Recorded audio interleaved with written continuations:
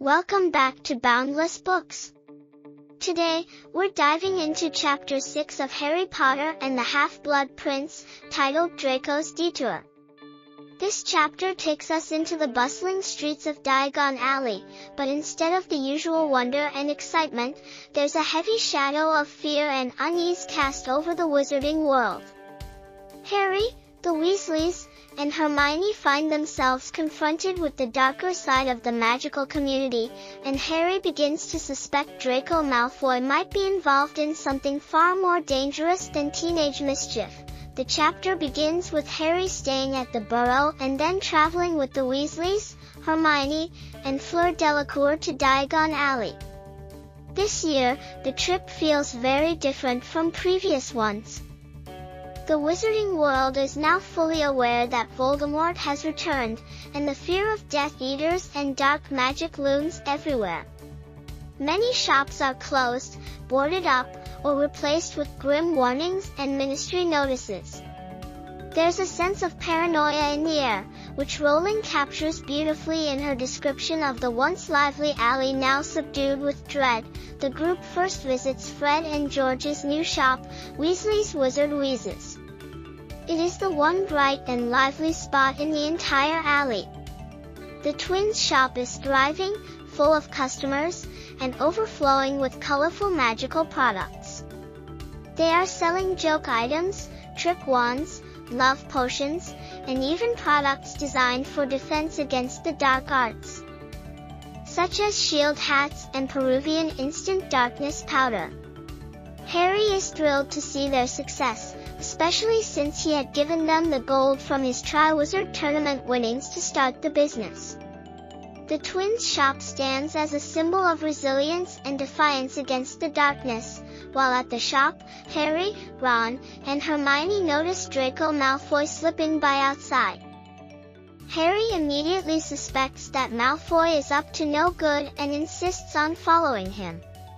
They discreetly trail Draco and his mother, Narcissa, as they head toward Borgin and Burkes, the sinister shop dealing in dark artifacts. Harry becomes convinced that Draco is acting on behalf of Voldemort, though Ron and Hermione are less certain. Inside Borgin and Burkes, Draco speaks privately with the shop owner. The trio can't hear all the details, but Harry tries to eavesdrop by hiding in a cupboard.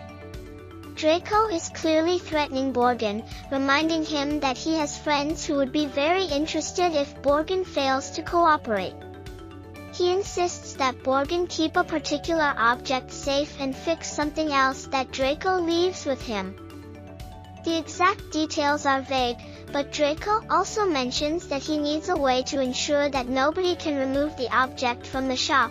Harry is convinced that Draco has become a Death Eater and that Voldemort has entrusted him with some kind of mission. He believes this is far more than schoolboy mischief.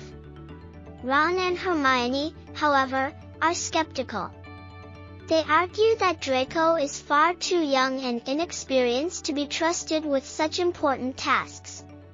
Still, Harry remains sure of what he has seen and heard.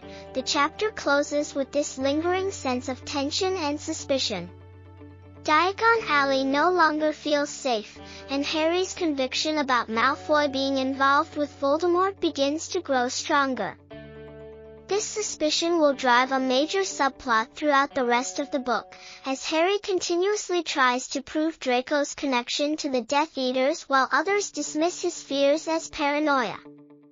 Key moments in the chapter include the bleak and fearful transformation of Diagon Alley under Voldemort's shadow, the thriving success of Weasley's Wizard Wheezes as a bright spot amid dark times, the wide range of magical products sold by the twins, from prank items to serious defensive tools, Harry spotting Draco Malfoy sneaking into Borgin and Burkes, Draco's cryptic and threatening conversation with Mr. Borgin, suggesting he has a secret mission, Harry's growing conviction that Draco is working for Voldemort, setting the stage for one of the book's central conflicts.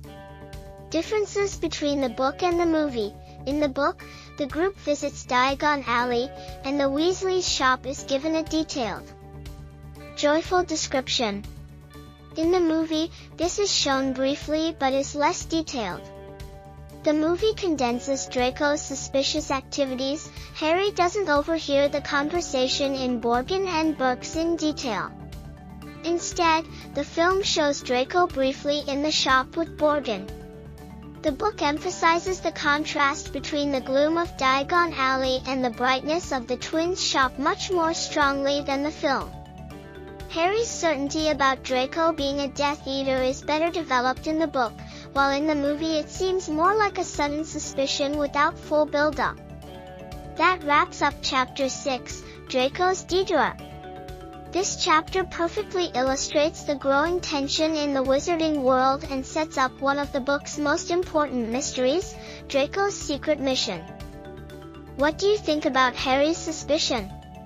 Was he paranoid, or was he right to trust his instincts?